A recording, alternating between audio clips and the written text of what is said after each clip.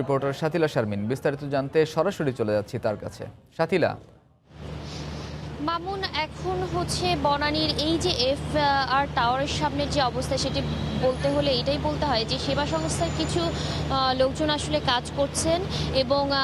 উৎসুক মানুষের সংখ্যা রয়েছে। এখনও তারা এই ভবনটি দেখতে আসছেন, অনেকে আশপাশে যারা কাজ করেন বা দূর দূরান্ত থেকেও।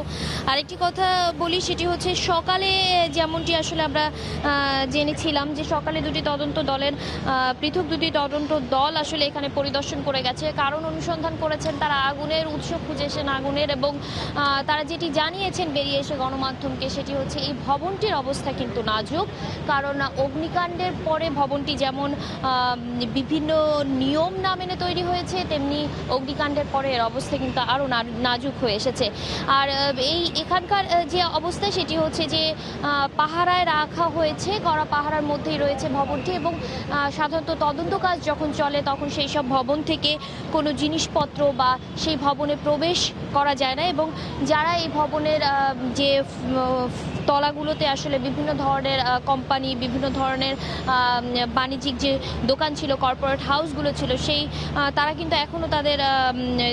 যে জিনিসপত্রগুলো সেগুলো নেওয়ার জন্য আসলে আসেনি, এবং কর্ডন করে রাখা হয়েছে আসলে আশপাশের কিছুটা জায়গা, কারণ সাধারণ মানুষের জন্য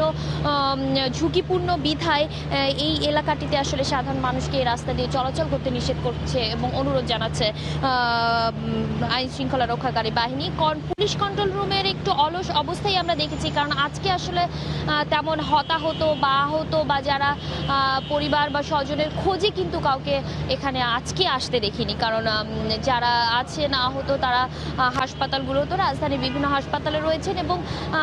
নিহতের পরিবারের যারা আছেন তারাও আসলে তাদের স্বজনদের লাশ বা যে ব্যাপারগুলো সেগুলো আসলে এখানে আসলে সেই ভিত্তি নেই। কিন্তু তদন্ত সংস্থায় যারা ছিলেন তারা আমাদেরকে জানিয়েছেন যে কারণ অনুসন্ধানের জন্য একটি গণশুনানি তারা আহ্বান জানিয়েছেন, যেটি রবিবার সকাল 10টা থেকে 12টার মধ্যে যারা এই ঘটনার সঙ্গে সংশ্লিষ্ট, যারা ওই দিনকে অগ্নিকাণ্ডের ঘটনায় ছিলেন, ওই ভবনে ছিলেন বা বাইরে থেকে দেখেছেন, সবাই আসলে প্রত্যক্ষদর্শীর সাক্ষ্য তারা আহ্বান জানিয়েছেন, কারণ তারা খুঁজে বের করতে চাচ্ছেন উৎস সম্পর্কে এবং পরবর্তীতে করণীয়টা কি হবে সেটি তারা নির্ধারণ করার চেষ্টা করছেন। এই ছিল আমার কাছ থেকে এখানকার বনানীর এফএ টাওয়ারের সামনে থেকে সর্বশেষ।